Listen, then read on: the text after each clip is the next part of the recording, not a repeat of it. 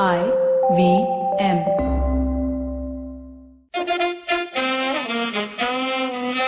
कृपया ध्यान दीजिए, the language used on the podcast may not be fit for consumption. We warn you, tread carefully. But listen yaar, don't be so conservative.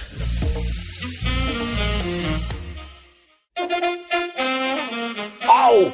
Alright folks, that was just because my foot got stuck inside the desk here, which is really low, or my foot has grown. The wrong form of weight training, instead of anything else growing, this is what happens. But we're live.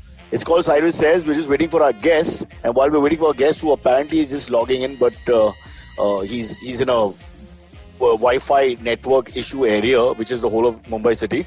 While that happens, I just want to quickly mention something which is very upsetting, and I don't know when we're going to stop it. We've taken Americanisms, made it our own, and now it's reached a point where we've completely destroyed the meaning. For example, I just heard my son on the phone going, "Dude, yaar," I just felt that the two words don't merge properly for me. You know, one is the yaar is a very Indian, North Indian lexicon thing, and then you've got this dude, which is a very American Midwestern city thing. So for me, it's just a painful, thing that shouldn't match. There's paradoxes in a sense culturally. So either you say dude or you say yaar, but don't say dude yaar, because I don't know, it's just lost in translation. Similarly, I've heard people say what's up bhai, and I just feel that what's up again, slightly African American influence, and then the bhai, which is very Maharashtra Gujarat kind of feeling. So what's up bhai, the confluence again is not working for me. So I'm just putting it out there here on this rant that if we can just stick to our style or their style and not necessarily mix the styles, because it's highly confusing for older generation people like myself who just can't get our heads around it.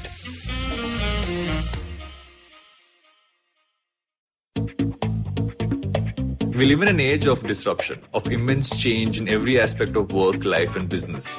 But is the old way of doing things truly dead? And are we ever going to stop saying the new normal? Join me, Varun Dugirala, on Advertising is Dead every Tuesday as I talk to entrepreneurs, leaders, creators and change makers from across business, media, marketing and beyond to dig a little deeper into how we got here, what we're doing now and where we're headed. You can catch all the episodes of Advertising is Dead on the IVM Podcast website, app or wherever you get your podcast from. In the meantime, we are waiting for Varun Deshpande to join. But until he joins, I do have a very interesting guest here who I can't show you, but is sitting right in front of me. And he's a under-19 footballer who now at the age of 26 has been finally told that he can't compete in any footballing competitions or tournaments. So, Kaustubh, I don't know how to show you because I'll have to move the thing and you're not really logged in, so that'll be difficult as well. But if you could just answer my questions and then I will answer your answer to the audience to show that I'm not lying while we wait for Varun. Because we have to hold the people who are listening, and there are almost 6 people, so I don't want them to disappear at any point. Okay. So my first question to this young boy called Banerjee, I don't want to give his first name because then people will know exactly who he is. You just did give his first name. I said his first name? Yeah, you did already. But I didn't mean to. Are you sure? I mean, if we play back when you were calling out to him, you said Costa.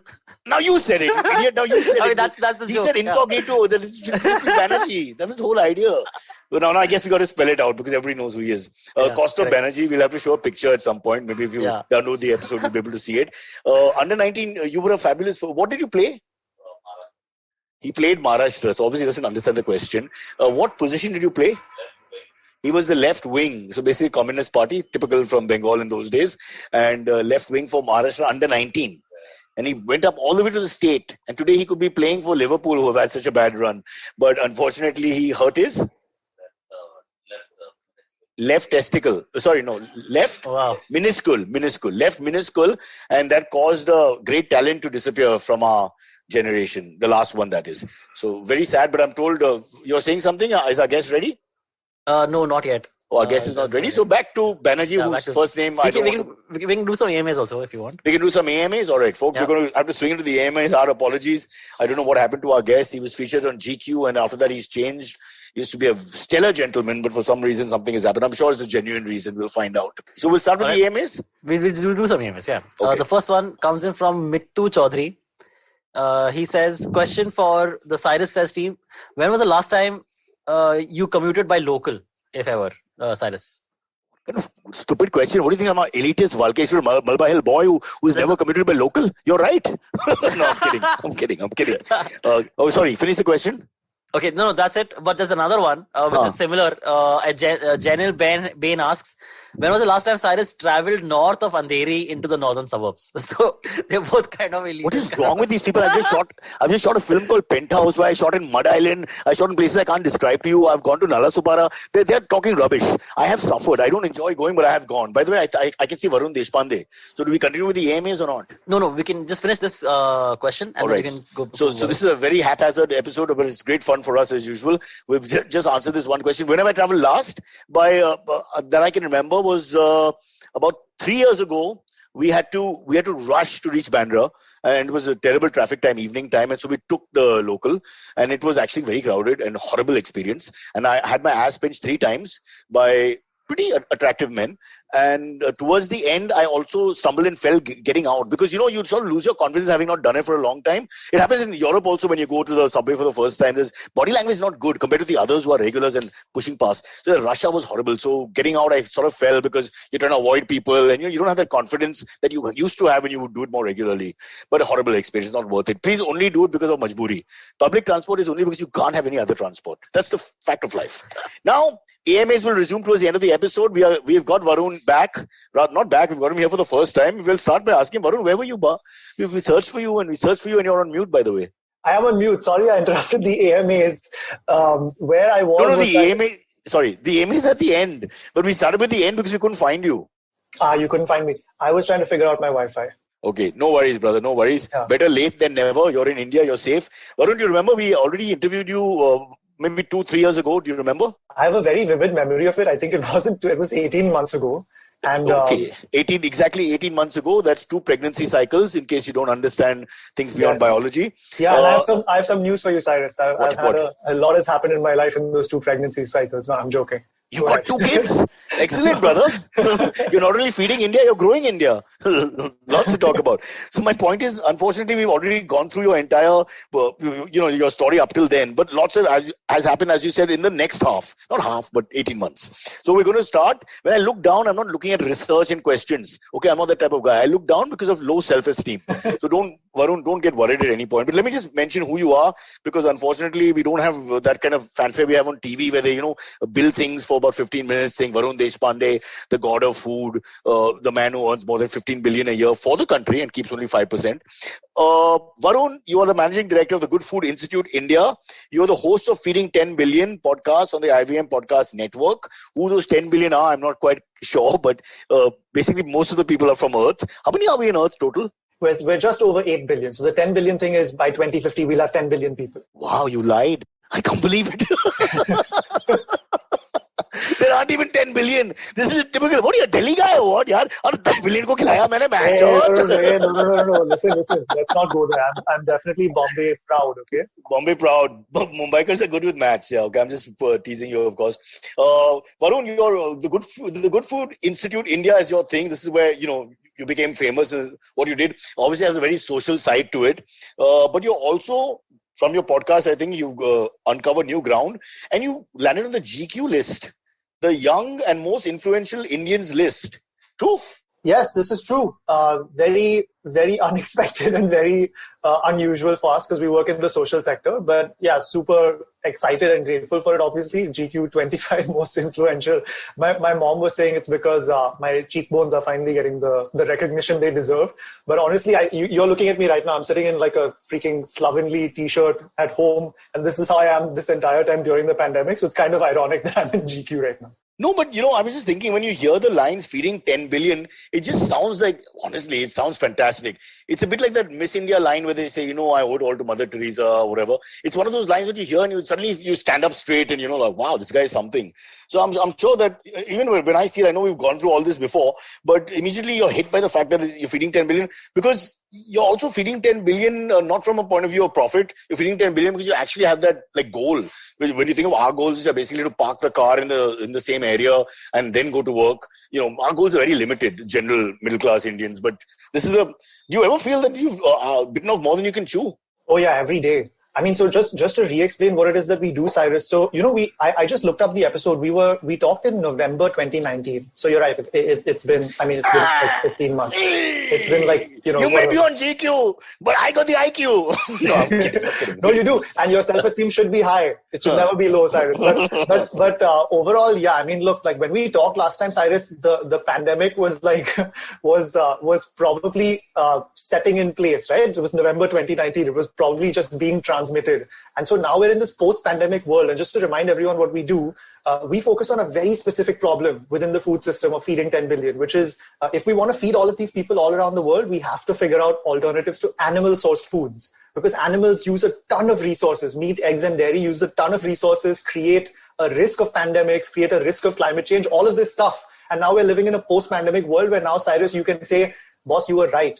There's a lot of risk of all of this shit going around in the world. Not to mention destruction of flora and fauna beyond a point of bringing it back. A bit like the Parsis. I hate to give you the analogy. You reach a mathematical point where you can't draw back. That may happen with the planet. We'll exhaust all our facilities and whatever we have. So I think what you're doing makes a lot, not just, there are other people thinking about the same thing. The fact that, in the future we'll just run out, so to speak. So even if it's not for a lot of people a moral issue, which it should be, or an ethical issue, it's just a simple practical issue as well, right? Yeah, exactly right. And we also think about it the same way. We want to take that morality off the plate. We just want to supply consumers and producers of meat, eggs, and dairy with alternatives that make sense to them. Right. So, and now we're seeing all of these alternatives take off in a much bigger way than they have even in the past. So these are plant-based meat substitutes, which are not your grandfather's soy nuggets. It's kind of like... Ooh, I just had a visual. Yeah, exactly. No, it's next generation stuff, right? So these products cook, sizzle, taste, smell exactly like meat. And that's the goal. Like, Cyrus, when you and I are sharing a burger, it should feel like a simple switch, not a sacrifice from the animal meat burger that we know and love, right? That's kind of how it should be. It's the same thing as butter and margarine. In a sense, the war was the fact that margarine should have replaced butter, right? But it just couldn't because of the taste. There's no other reason. Yeah. Because you want to substitute. Yeah. It can't feel like an inferior substitute. And that is on the basis of taste. Like consumers, we can't ask them, like you said, it can't be a moral issue per se, right? Because people need to live. And like, what is life right now? Think about it during this pandemic. People want to eat nice biryani and feel happy and have indulgence. Like, you can't have that taken away. Because even sex is with the same person, for me, myself. So, the only indulgence, as you say, is food. When you think of it, you're stuck there. The only variety was food coming in. Yeah. Coming back to butter margarine, one of the things that exposed butter and margarine was when they tried to make butter chicken with margarine. I think that was the last Punjab agitation before what we have right now. It just people went berserk, completely crazy. But I know we're making fun, but the fact of the matter is this battle will be won because we're all lazy guys. We all want to stop animal cruelty and all that. I at least do. And I know lots of people think like that. But at the end of the day, by day 4, the taste buds take over and you're like, I want to eat this, I want to eat that. And then the weakness, it's almost being a drug addict. The weakness will set in and then, you go back to it. So do you think you've stumbled on because now I'm going to get into this status of plant and cell-based meats in India. Have we stumbled on that formula that, I don't know, is it like a magic formula where the meat eater will say, this is it for me? Yeah, definitely. Internationally, we're getting there. There are these companies internationally, Impossible Foods, Beyond Meat. These are like multi-billion-dollar companies now. And the traditional meat industry is also investing in this space. So we're getting to the point where these substitutes, plant-based meats especially, that are already out on the market, widely available, are really, really good. Like there are op-eds by people from the Missouri Farm Council who work with cows and beef all day long, saying that, we have a problem. We can't take... What did you say? Yeah. In America, right? Where we are in Maharashtra, Shiv Sena run. It's okay for now. You can say what you want. Sure. I mean, look, in America where people eat 3 beef burgers a week, which is insane for all sorts of reasons, right? Planet, health, etc., whatever. But we don't want to take that away from them. There are these people who work with beef all the time who are saying, look, this product now, this food is exactly the same as beef, which is pretty great from an environmental standpoint, etc. So I think in India it's going to take off. It might just take more and more time. So Varun, let me ask you the question. This is the question on the basis of this entire science. You're a meat eater? I have been, yeah. I stopped eating in 2017, but I remember exactly what everything tastes like, including surmai, pomfret, everything. Yep. So your background is meat eater. When you eat this plant-based meat, which we're going to just discuss right now, can you honestly tell me, is it close to your experiences? Honestly. Different companies, different, but the best companies, yes, very, very close. I would say, 95% plus. In the case of like Impossible Foods, the Impossible Burger, it definitely tastes like. So you made the switch. So you're walking the walk and talking the talk. Yes, to a great degree, yes. I mean, I still, eat dairy because we're in India and like I'm not going to go to my someone's friend's house and they say, this is my grandmother's Mysore Pak which is a weakness of mine. I'm not going to say no, right, Cyrus? So yeah, that's a little insulting. I didn't think of that. We'll have cultural issues with a lot of things. When you go to parties, weddings, etc., and you're the one guy who says, I brought my own, yaar, not from the cow. Huh. Yeah, exactly. But Cyrus, this is the group that's taking off internationally and powering this sector, right? It's not like vegans who are a tiny percentage of the population. It's this capability of people now saying, look, I understand. I get it. Like the planet is kind of on fire. We are in deep shit when it comes to pandemics and stuff like that. We should be making a switch, but they don't necessarily want to make a switch entirely. I get scared of vegans a little bit because they seem a little extreme and the philosophy is extreme and the attitude is a little aggressive sometimes. I don't want to sound prejudiced, but I'm thinking the way you guys are doing it, it's more like, here's an option. Just take a look. It's a softer approach. Maybe that's the better way to go, because you want to lure people in for a long period of time. The luring will work better than telling them you have to. Yeah, that's the hope, Cyrus. And look, I love vegans and vegetarians. I love all my Indian brothers and sisters equally. But like, but you sound like a politician and I sound like a fascist. So who's going to make it here? Cyrus, you said you made the same joke the last time. So I'm taking a hint. I'm definitely going to get into politics after you said this the second time. Second time. So then it's true because I can't remember it. It's a subconscious recall.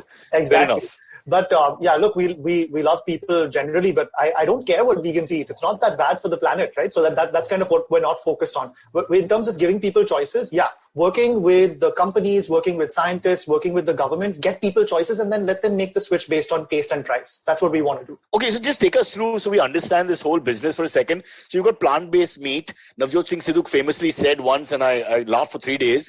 He said, I'm a vegetarian not because I love animals, but because I hate plants. You recall that. So plant-based, I mean, that's almost like an oxymoron. No? Because the whole, I mean, you grew up with plant versus meat, grass, green stuff versus, red stuff if you want. So how the hell can you make plant taste like meat? Yeah, it's a great question. So like I think the best answer to this is to talk about the earliest innovators in the space, companies like, again, Impossible Foods and Beyond Meat. These guys were, working in biotech or in energy, and they realized that this problem of greenhouse gas emissions and all of these problems emitting from the industrial animal system is as bad a problem and completely unaddressed relative to energy. And so they said, look, animal meat contains proteins, amino acids, lipids, fats, minerals, water. All of that stuff can be found in plants. And there's this emerging research that's existed for some time that talks about how we can essentially rearrange those plants in ways that make sense. Yes, your hand is up, sir. Question, Professor. Yes, so we save the animals, but we destroy the plants. Yes, we do. But think about this for a second. Actually, a chicken has to eat 9 calories of plants in the form of wheat, soy, corn, whatever the feed is, right? To give you 1 calorie of flesh. So actually we're saving, and chickens are the most efficient. Cows are much worse. Pigs are much worse. So we're actually saving a lot more plants by eating the plants directly and cutting out the middle animal, which is crazy. So what will they eat? What will the animals eat? Yeah. Well, I mean, over a long time, maybe decades, we won't need to raise as many animals because we'll be switching over to these new sources. Right now, most of So we're culling the animals and the plants in a way, because by destroying their food, the animals become less. But Cyrus, we raise all these animals. This is what the buildings are doing to Parsis and other meat eaters in South Mumbai. Okay? It's just saying because we eat meat, get out, and then, we're becoming less and less because we have nowhere to go. No, I'm a card-carrying member of the Parsi Lovers Club. I just want to say, You'll have no friends if you're serving plants and saying, I mukide, dansakma. No, I want that plant-based patrano machi and I want it to be fantastic, right? It might take some time. Listen, if you get the Parsi palate, and I'm not saying this from a racial point of view or something, the Parsi palate, which is hardcore, red meat and everything else, fashion, if you get them to switch, I think you'll win the battle. That's really like top of the line. That's the goal. We have to get there in terms of taste and in terms of fitting into culture. We have to get there, right? So whether it's Parsis, Muslims, Hindus, whoever, like guilty non-veg people, whatever, we have to fit into everyone's life. Varun, may I say you sound like a politician? Okay, I want an India where everyone can eat plants for free. Yeah. Wait, sorry. Can I just address the point? Yeah. So we actually raise most of these animals to eat them. We don't need to raise them anymore. That means we won't have to, use all those resources anymore. All that land, water, all those greenhouse gas emissions, all of that. Right now we raise these like 70 billion land animals. Let's call it what it is. So slaughter animals will stop slowly, and then the animal population will come back to a normal population. Not a population which includes slaughter. All right. Yeah, and we think of this system as like being a part of nature and stuff like that. No, it's not. It's a separate that's why it's called factory farming. Like it's a factory. Yeah. We just won't need those factories anymore. We'll move over to much cleaner stuff. Right. Donald Trump is vegetarian or non-vegetarian? Donald Trump is famously a McDonald's eating correct. person. So Yes. he's not. He's Not the other yet, leader, famous German guy in the past who was a vegetarian, caused a lot of trouble in the 30s and 40s, but we'll leave that. Let's go to Genelia and Ritesh Deshmukh. What is their role exactly, and are they like brand ambassadors or they're partners? So we work with, dozens of entrepreneurs. Our goal is to create this market, right? So we'll work, with them across science, business. We help them with a bunch of stuff. Connect them to the right people, help them find talent, all of that stuff. And Ritesh and Genelia Deshmukh's Imagine Meats is one of those companies that is coming through right now. But so it's their company? It's their company. We are a pro bono nonprofit. So we want companies to come through and bring delicious products, so that you and I can share that burger, right? Like that's the point. So we work with them. It's quite exciting. It's good that they're getting involved. Ritesh went on Big Boss season finale and talked to Salman about it, which was kind of cool. Obviously, Salman is not a vegetarian himself, but it's cool to get. Parsis plus Salman. That's once you get them to cross over, you won. As far as I'm concerned. Bhai is there, then there's no need for anything else. But how dare you? You just belittle the entire community. Bhai plus the Parsis. Be fair. Bhai plus the Parsis. What I was going to say, celebrities like Ritesh and Genelia Deshmukh, Salman, so I presume Cyrus Brocha, you folks endorsing this. No, I really want to because I can't, this hypocrisy of being an animal lover, and I can't see any videos my daughter shows me from time to time, and I cannot even look at them of slaughter, and also I don't even talk about them because I can't digest my thoughts after that. I'm really weak when it comes to that. Yeah. But how to give up the meat? But exactly, right? Most people are eating meat despite the way it's produced, not because of the way it's produced. We shut it out. We have to shut it out. There's we absolutely just shut that thought from your mind. Yeah. I think 90% of people do that because you have to be really insensitive to not do that. Exactly. So let's make meat. The definition of meat right now is that we think of it as coming from an animal, but we can make it in different ways. Or from my relatives, the older ones. But just like coconut milk or peanut butter aren't like the traditional definition of milk or butter. May I say something? Now that you segued, I can't stand that coconut butter. Fair enough. Whatever. I don't want to go down that rabbit hole. I'm just saying. But that's the whole thing, now. For 3 days we'll do it, but if we don't get that, I don't. You know what I'm saying? We've got to totally buy it. That's the only way out for long term. And listen, we could have this conversation every 18 months, but I'm telling you, it's going to take 10 years for us to get to the right place. Right? Fair enough. Yeah, this is one by one. You convert one guy today and 5 guys next week. And I accept that. I don't expect it to be a revolution. In fact, revolutions don't work. Look at Russia. Look at Sputnik. I've tried it. I'm still getting COVID every 3rd day. I'm just kidding. It's not true. But, this is the gradual process would be the best process for such a culturally intrinsic thing, which is not easy to just cleanse like that in one shot. So I totally buy what you're saying. Sure. Yeah. And maybe the next generation is better than our generation for this, in the sense that they'll probably be more flexible because they're born into the idea. So, but we don't have too much time. We want to get into your life quickly here. You are now so Ritesh and Genelia, just to be clear, they have a business now. And you're tying in with them. That's where it stands, right? Yeah, just as with dozens of other companies. That's what we want. Fair enough. Now you are also in an international competition for smart protein. Take us through what that all is. You're a judge for some international competition, some really big thing apparently.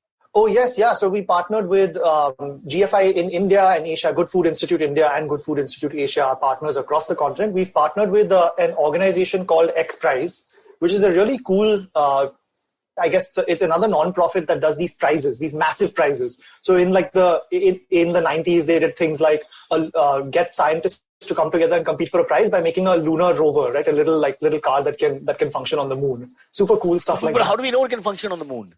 Because we can simulate those conditions on Earth, etc. But hey, I'm not an astrophysicist or a scientist. I'm sorry to be I'm like a boil on your ass now. Just irritating you with stupid questions. No, I appreciate your intellectual curiosity. But right. I'm smarter than a plant. I hope. So sorry. So just to understand, it's like money prizes? Yes. So it's entirely focused on our space. So making meat from plants or cells or microorganisms, and the goal is, can we get these teams together, multidisciplinary teams, to compete over the course of 4 years to develop some fundamental technology and get $15 million in prizes? What is that? Like 15 million is about 100 crores. It's a lot. Yeah. That would be the Brocha GDP at the moment. That's where we are. The Brocha economy. Yeah, but just one sec. Last point again. I'll sound like an idiot, but the big problem is, if you look at the bodybuilding community, or a community is trying to get bigger and bulkier, is that plant protein pound for pound doesn't match meat protein, right? You got to have so much spinach that you have like a whole truck of spinach to match 6 good meals of red meat or eggs or whatever. So, is it possible to increase the protein amount? all the protein synthesis in the body then, if not the amount? Yeah, no, that's right. So you absolutely can, because you're building these products from the ground up. You can have the exact matched protein, fats, carbohydrates, and in fact get even better, right, Cyrus? Because plants don't contain animal fats and cholesterol in them. So these products by default so you don't have cleanse cholesterol. it in that sense. Yeah, so it is a cleaner version, and you can get exactly what you want in terms of the output. So if I buy a patties from Impossible Foods, it would be, let's say, they could give me 10 grams of protein in that. Exactly right. Whatever you're getting from the animal, the animal burger equivalent, you can get exactly that. That's fantastic. With lower saturated fats, lower cholesterol. I'm semi-converted. Now I'll just add ketchup to it. Because I don't want to be racist, but in certain parts of the world where they couldn't cook properly, not Italy, India and China, they would just add white sauce, red sauce. So white sauce, red sauce is a simple, I think it'll just solve everything if the meats don't taste as good. This is I know you're making a joke, but this is a great point. Now, when we get these 1,000 companies coming through in India, they have to satisfy us. Huh? They have to make biryanis, kebabs, tikkas, masalas. Indian taste palette is very sophisticated, Baba. Very tough. Absolutely. And we need to get that right. See, I see myself as very westernized, raised and all with a lot of continental food also. Went to America in 1 week. Varun, I don't know if you had the same experience. In 1 week, I was missing the curries. I was missing the spices. I had to go to a Bangladeshi restaurant. It turned out to be Bangladeshi because they didn't answer in Hindi. They started speaking in Bengali. And then after some time, I realized that even here we are divided. And but then, I just needed that. I just had to get my mutton curry from somewhere. And I got it and I took it home. Not plant-based then. I was a sinner. I will change now. So I'm just saying that our palates are from north, south, east, west are just so sophisticated. I would feel the challenge is also taste. But I guess everything can be marinated and combinations and permutations can still work with this, right? For sure. All of these companies, whether it's Ritesh and Janelia's Imagine Meats or another one called Blue Tribe Foods or whatever, they're all coming out with like keemas and spiced biryanis and like these formats that make sense to India. And there are these dishes now that are heroes in India, right? Like biryani on Swiggy and Zomato is a absolute rock star. You get like hundreds of them ordered every minute. It's pretty cool. Yeah, biryani. I think I love biryani, but I do think it's a little overrated in our lexicon and in our culture. It's just promoted too much. We need to find some other dishes to push out there, except for the idli, sambar, dosa, and of course the biryani. But I want to talk to you about the villain in the story, which is what happens to the large meat companies. I mean, look at America now with their big beef industry and chicken industries, and Europe as well.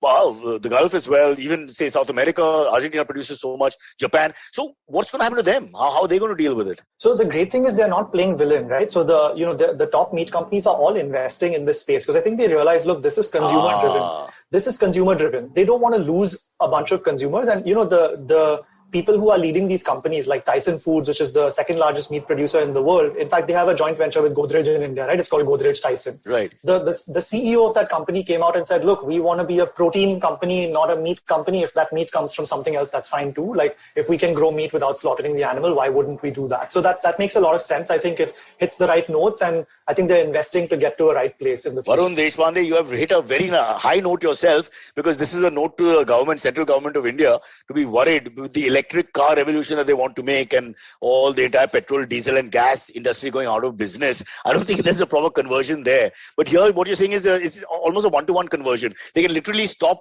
animal beef or whatever and go into the plant-based beef. It can literally go from one to the other once they get their supply in order. So it could be a seamless transition. Is that right? Yes, it'll take time because it'll be kind of like a stepwise transition. That's how this stuff works. These are huge industries and we need to, give people jobs and stuff like that as well. And this new industry can create those jobs, but it'll demand a lot more scientific research, investment and infrastructure and all of that, which the government can help with. And just one last thing, Cyrus, I know your hand is up, but the government cares about climate change, right? They care about all of these things. They made all the right noises on that and they need to roll out these things to actually solve those problems. And electric vehicles is one great way to do that if we can figure it out. And plant-based meat and cultivated meat. Yeah, it does go hand in hand. Yeah. Okay, I have one question before we go into the break. Varun, I want you to take your time and answer it. It's plagued me since childhood and I've not been able to understand, why is a male chicken called a cock? Oh gosh, you lost me there. I'm afraid I'm not an expert. I don't get that. I'm not an expert, but I think it derives from cockerel, like C-O-C-K-E-R-E-L. Oh, well played. Shabash beta, well played. With a straight bat. We'll take a break and then come back. Varun, kept your posture there. Beautiful. Well done. All right. We'll just ask young Mr. Banerjee to cleanse my screen and we'll come back in a second.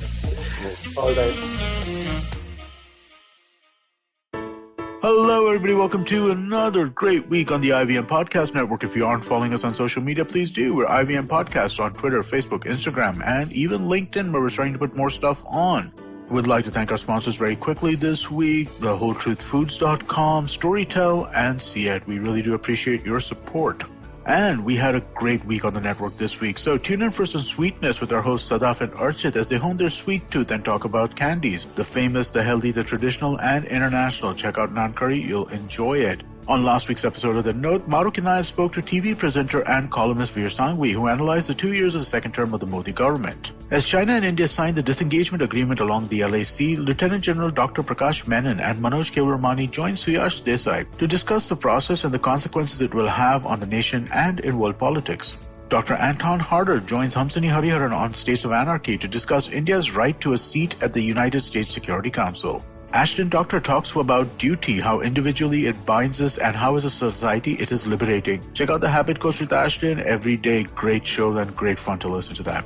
On Football Show to all the boys to talk about their loves and sorrows for teams and their current ranks in the world of football. And also do remember to check out Cyrus Says. We had a great week last week. We had Amol Mazumdar, the ex-cricketer. We had Rocky and Mayur. And we did the Valentine's special with Aisha and Kunal. Great fun. Do check it out. I'm sure you will enjoy that. And with that, let's get you back to your show.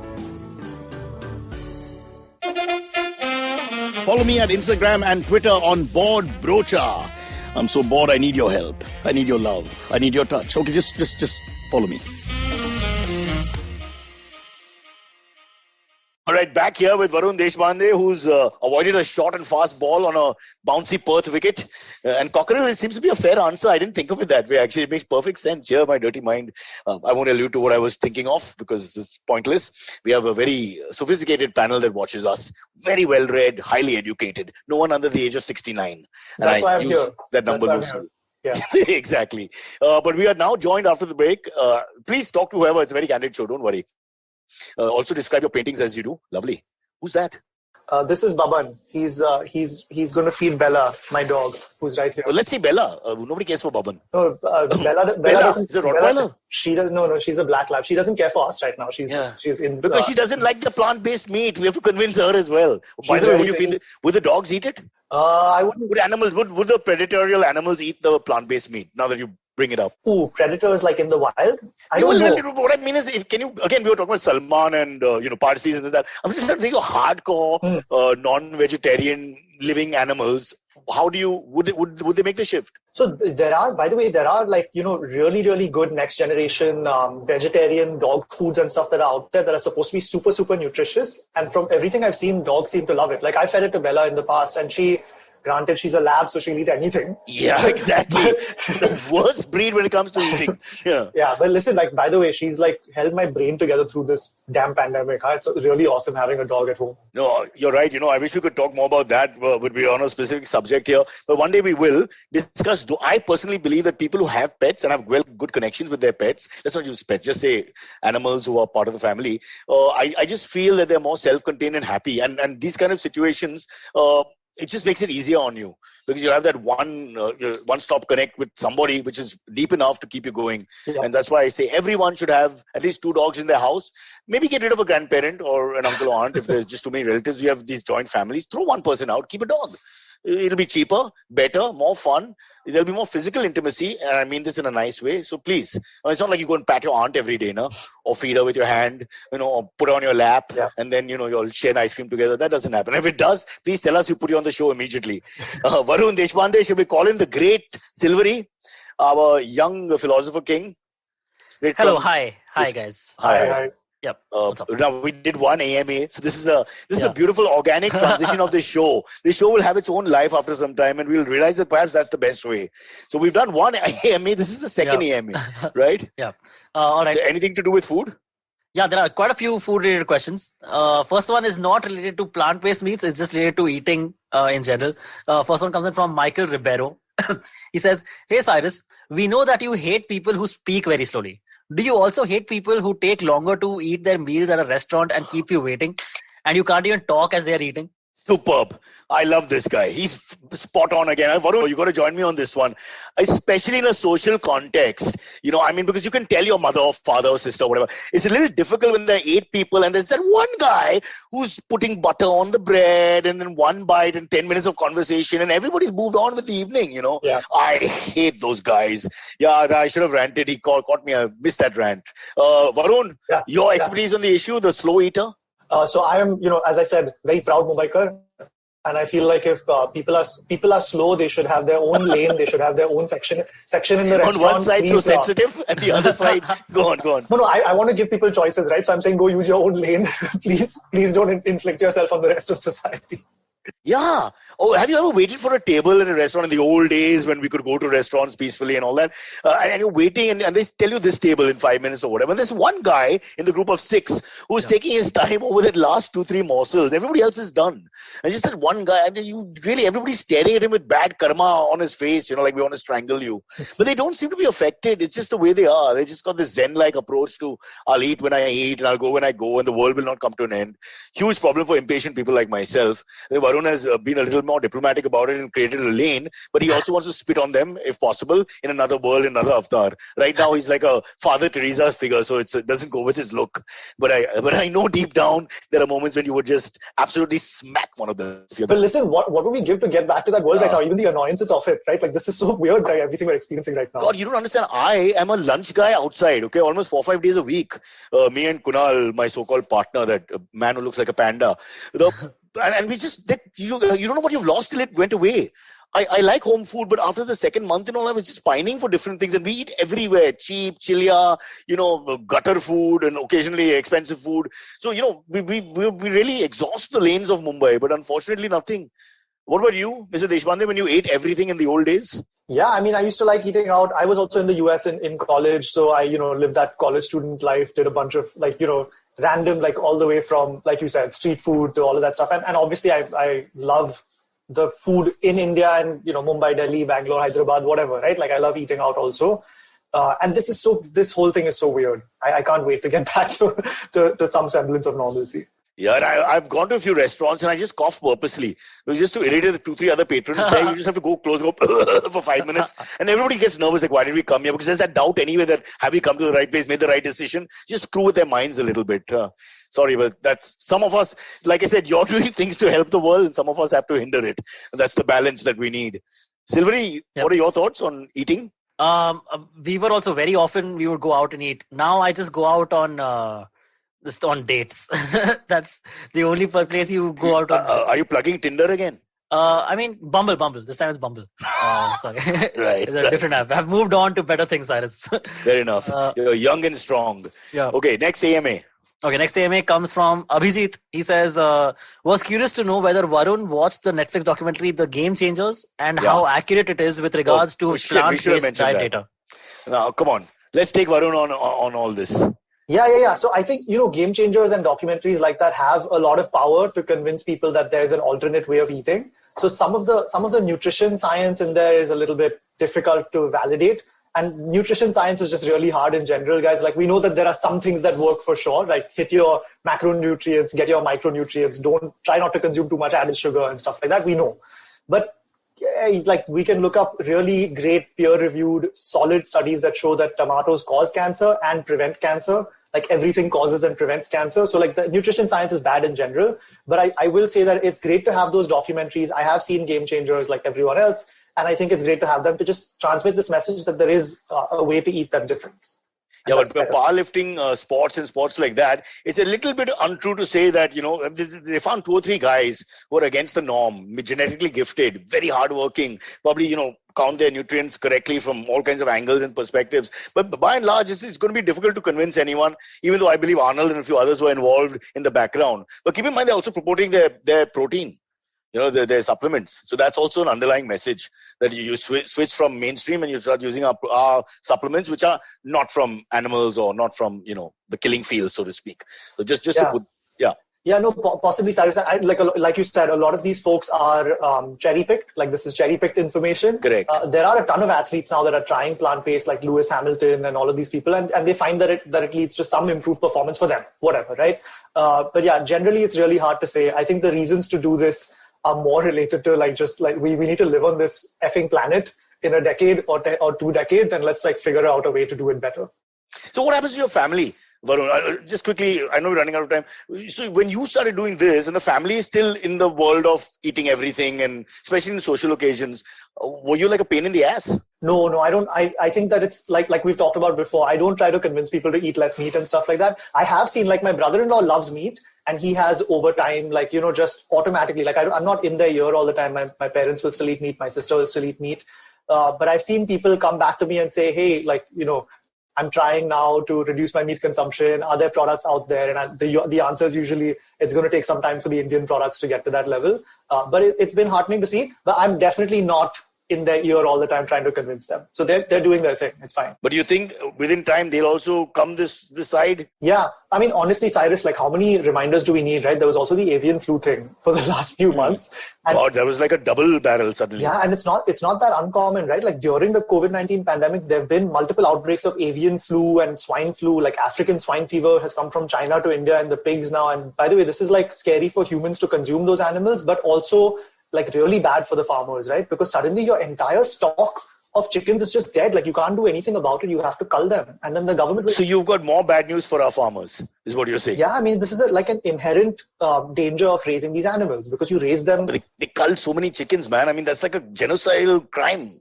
Yeah, and I'm saying from the perspective of the farmers, like that's an economic crisis. Like that's such a huge problem. The government can give them a little bit of relief or whatever, but it's not enough, right? You take so much time to raise these animals and all of that. It's crazy. Okay, let's go to the next topic. This is very painful. The next one is kind of similar to what Varun was already talking about. It comes from a user named Your Father. Great name. Hi, Dad. Your Father asks... it's Tere Baap. Tera Baap.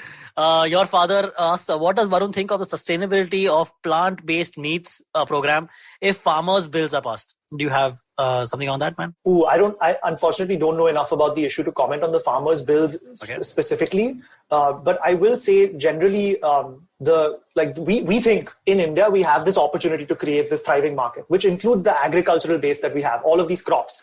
Mung beans, chickpeas, all of this stuff, like we are really punching beneath our weight in terms of joining this global sector. And we can do it. Like Cyrus, we talked about a company last time called Just Egg. Yeah. They make an egg where the main component is mung bean protein. And we've been growing the damn mung bean in this country for 4,000 years, right? So getting the farmers to tap into this tremendous demand for these crops and then get a lot more income there, I think is a huge deal. So it's simple. You'll create the demand, hopefully, and then they will have to supply, so there's profit for everyone. Absolutely. But I think he's also asking about what happens to the animal husbandry market. Is that the right word?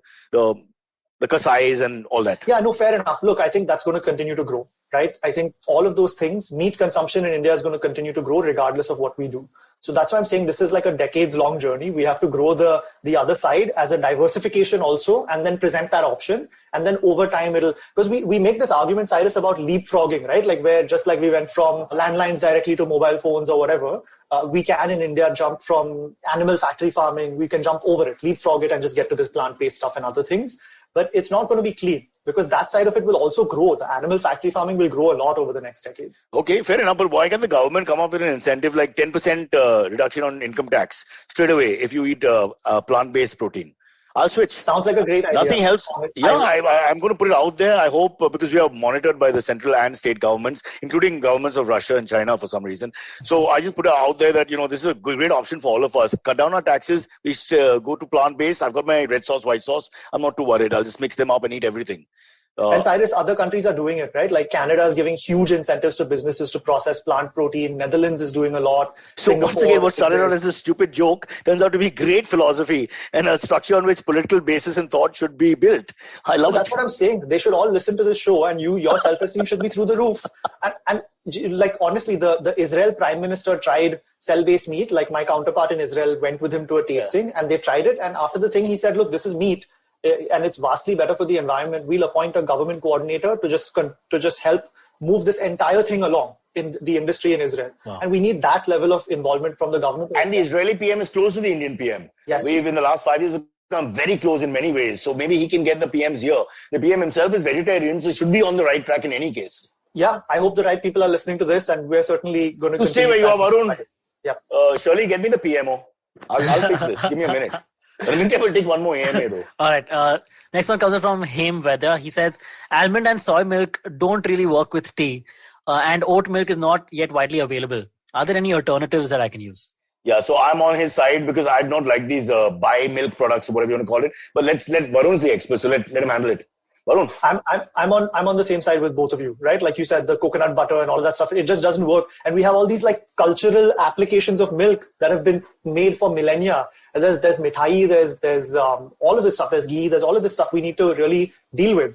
And that's where the science and technology and getting better products out into the market comes, because we need all that, what's known as functionality in plant-based milks. It needs to be super versatile. You can't have one. So it's a work in progress. Yeah, you can't have one product that you drink in tea and one product that you put into a mithai and stuff. And that's not how it works with cow's milk, right? Or buffalo's milk. If a malai barfi doesn't taste of malai, it's so hard, man. I mean, why would I eat it? It'd be really hard.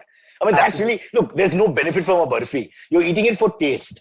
Okay, ultimately you can sustain yourself with certain food and say, I'm eating for sustenance. So it's okay. We buy your point. You're very disciplined. But when you eat a sweet meat or a sweet dish rather, you're going to do it only because you want to indulge yourself. So how will you convince me to eat that if it doesn't have the same taste? Yeah, and all the morality falls flat on its face, right? Like absolutely, a lot of the entrepreneurs get into this because they care about animals or they care about the planet, etc. And the first thing we advise them is like, first and foremost, perfect the taste. And even in your consumer messaging, just focus on the taste, because how are people going to switch otherwise? It doesn't make any sense. I think the morality scares people away. When you hear someone saying, karna padega, save the world, the moment you hear those kind of things, people just get turned off. You've got to say too much. You've got to have Priyanka Chopra, perhaps wearing a swimsuit and jumping up and down with the Jonas Brothers and singing songs about plant, glorious plant, with a thick American, Desi, Indian accent. I don't know how to do that. Sylvie, you want to take a shot? No, I'm good. Can we get her also on the phone, or we will wait for the call back from the PM first? You guys are so demanding. Surely, first Priyanka Chopra, then the PM. I don't care. I want Priyanka. Oh, this so very testy, these girls. You got your priorities right. Okay, can we swing one more? Yes, one more. I can swing two more because this next one is very short. Yeah. It's comes from Janel Bain. He asks. Again, Janel. Yeah, Janel Bain. He asks, what is your favorite vegetarian dish, Cyrus and Varun? Do you have a favorite vegetarian dish? There are two. Puri bhaji. Potato for me is a meat growing up. Oh, nice. We consider potato as honorary meat. Okay. In fact, I put it above some white meats. I won't get into it. And chole bhatura of same. Yeah, nice. but New Yorker, where I live, my area. So not always because I don't know. The chole has to be crisp, and I've got a few problems in my head. Yeah. But yeah, then traditionally, of course, all the South Indian snack food. Yeah, I love a good crisp dosa. Yeah, again crisp. We say crisps. Do you guys say crisps? No, we say crisps when you order it. And always tasa crisps. We always do this action. Yeah, it's amazing. Correct. It's a cultural thing, Yeah. Crisps, yeah. And the old places like Madras Cafe, I don't know if you guys have seen it, but in our day, growing up, it was huge. Yeah. I mean, they would never go wrong with your order. They would take 27 people ka order, and if I say crisps and pisps and all that, the perfect order would come in spite of 27 people. Yeah. So it was that part of the vegetarian world was just amazing, which I don't think in non-veg world, you ask for one dish, another dish would come. That sense. As a quick thing on that, I have a friend who asks for soft dosa. Isn't that insane? They just keep it out for 20 minutes, yaar. Yeah, Or at CNBC, they used to bring it they carry it up the steps and all with a paper on top. So literally, they destroy the whole quality of the dosa. In that 15-minute walk of his, the guy would come and it's like some dead relative. He's like, okay, now bury them. It's done. It's over. Oh God. Cyrus, last time I was here, I was there, in the studio with you, with Ramya, my co-host of Feeding 10 Billion and our communication specialist at the Good Food Institute India. And she was your colleague at CNBC. And you mentioned mentioned that the dosa was really soggy all the time. One more quick plug. I want to, just give a quick plug to chaat.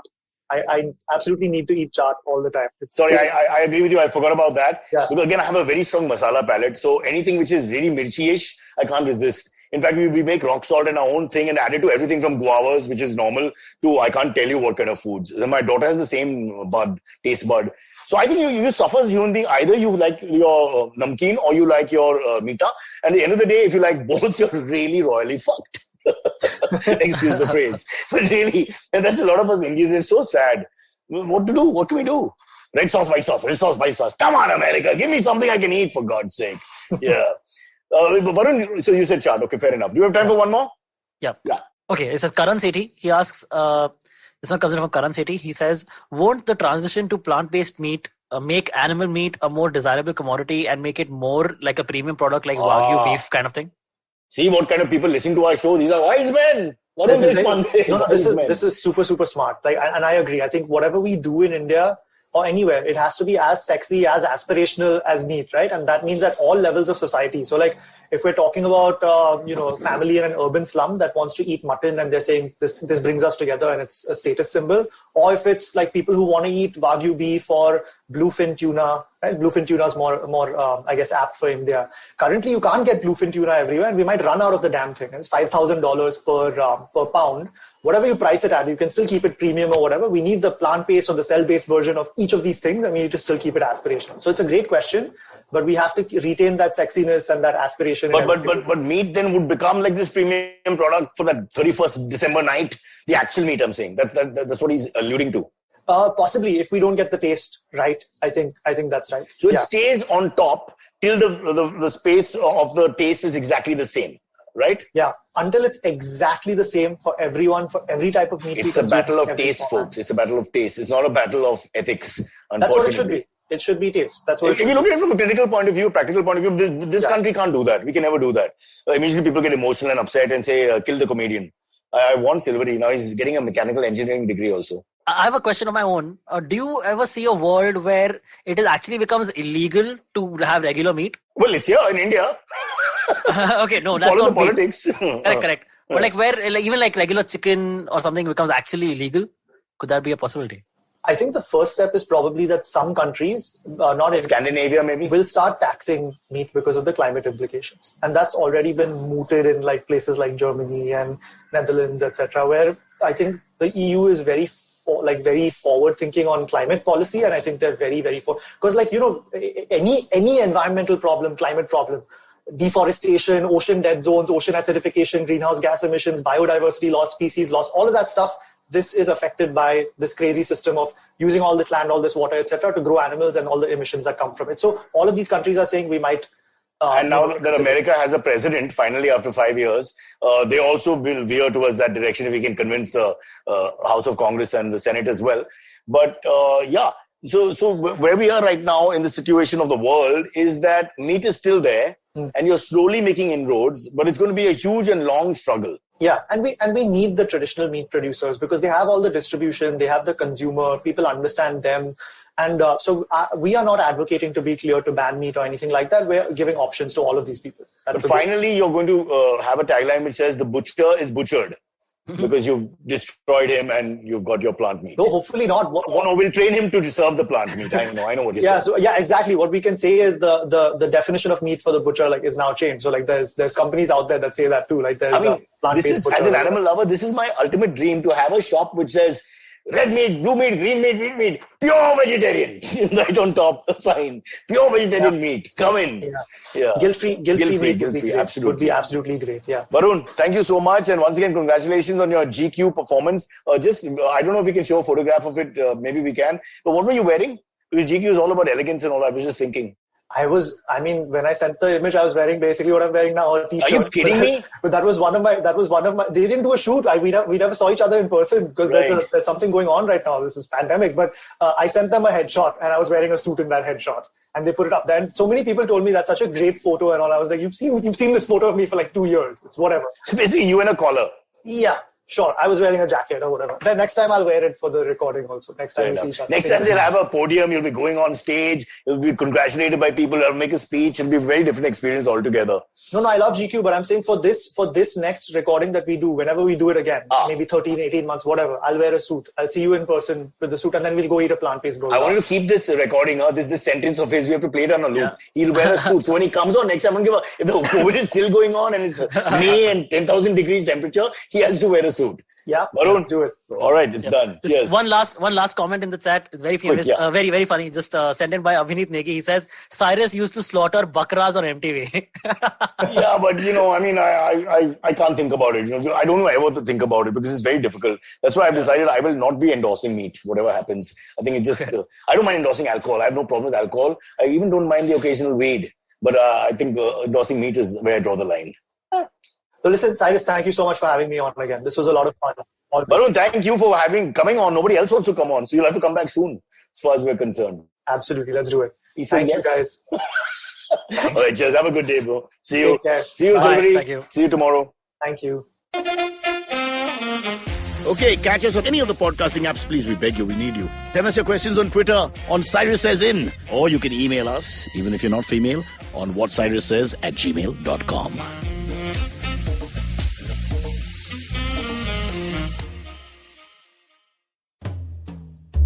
Do you wonder what goes inside the mind of an achiever?